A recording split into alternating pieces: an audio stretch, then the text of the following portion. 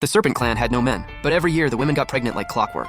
See, after the last male serpent died, female serpents only needed to drink from the daughter river to conceive, and I had the highest potential to birth an ancient divine serpent.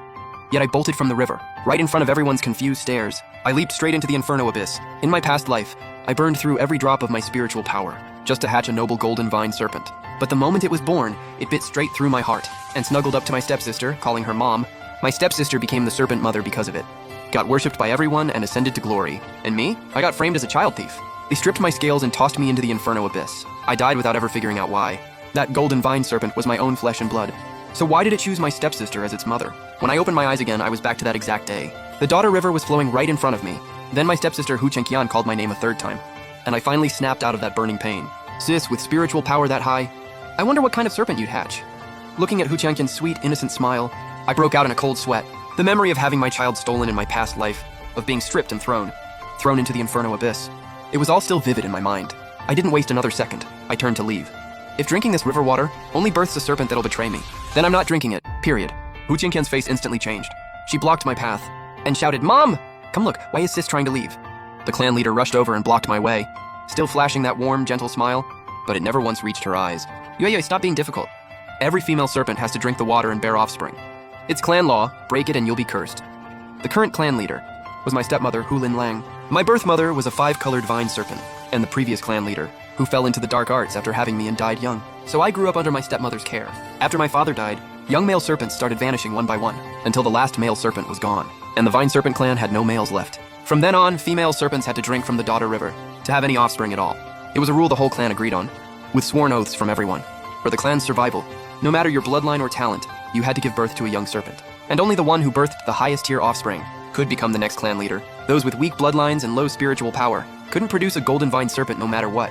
But my bloodline was pure, the most fertile female serpent in the entire clan. In my past life, all I ever wanted was to hatch the finest serpent possible and repay Hu Linlang for raising me. My stepsister and I drank from the river together, got pregnant at almost the same time, and even laid our eggs together. The secret manual my stepmother gave me said, "Feed the egg with heart's blood and use the secret ritual, and you'll get a golden vine serpent." I didn't question it at all. I followed the method to the letter, drained every bit of my power, and finally hatched a golden vine serpent.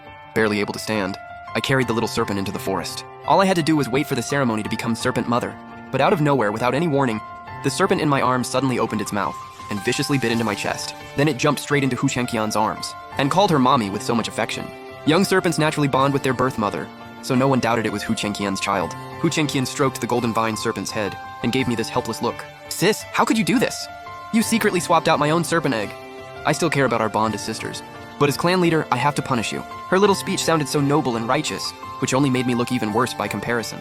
The whole clan turned on me in an instant. They swarmed me and ripped off every single scale. I lay there, completely covered in blood, soaking up every insult they threw at me.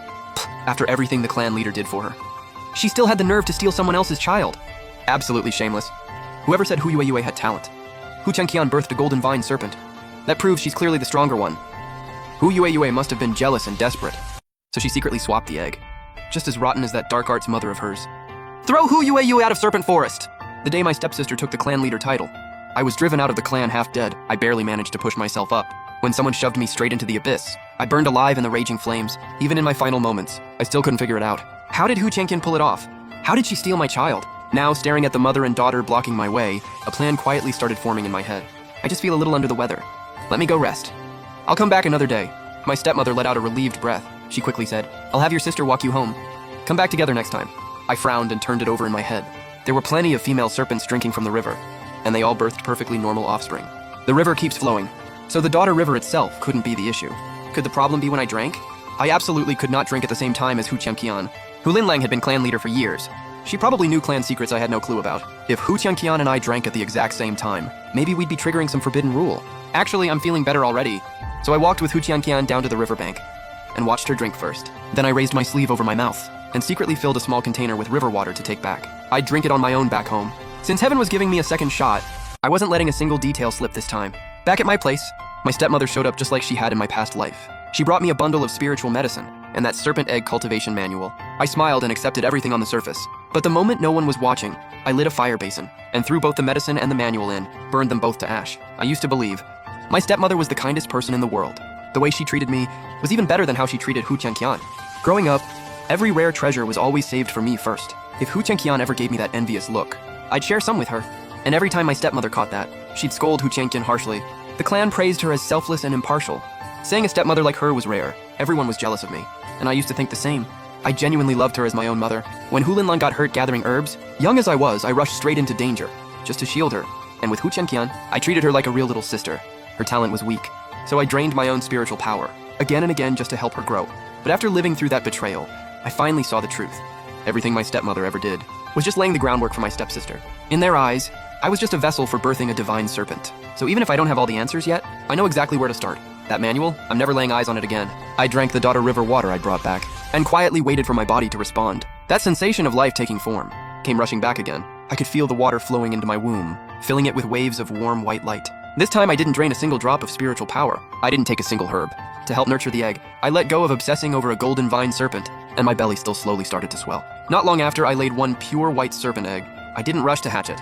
Instead, I slipped into the clan's forbidden ground under cover of night. That place used to be my birth mother's home, after she fell into the dark arts. The clan deemed it cursed and blocked everyone from entering. My memories of my birth mother were almost completely blank. Growing up, all I heard from Hu Linlang was that my mother was gorgeous but reckless, that she abandoned me and my father to run off with the demon clan, that she'd always been cold toward me, that only Hu Linlang had ever truly loved me. So for years, I forced myself to stop thinking about my birth mother and just treated Hu Linlang as my real mom. But the truth was right in front of me now. What happened back then might not have been anything like what Hu Linlang told me. My mother didn't leave much behind, but every single item was connected to me. Little toys from when I was tiny, snacks I used to love, even the tiny little nest I slept in as a baby. My eyes started to sting. How could she not love me? There had to be more to this story. Digging through all those old books, I found a serpent rearing handbook. Back home, I followed its instructions to hatch the egg, and out came a 7-colored vine serpent. 7-colored vine serpents are even rarer than golden ones, and mine had incredible talent, destined for greatness. My birth mother was a 5-colored vine serpent herself, and 7-colored vine serpents tend to be gentler, more understanding, far more warm-hearted than a golden vine serpent. This kid would be way more devoted. My heart was full. After everything I'd been through, this child was finally and truly mine. And the clan leader position?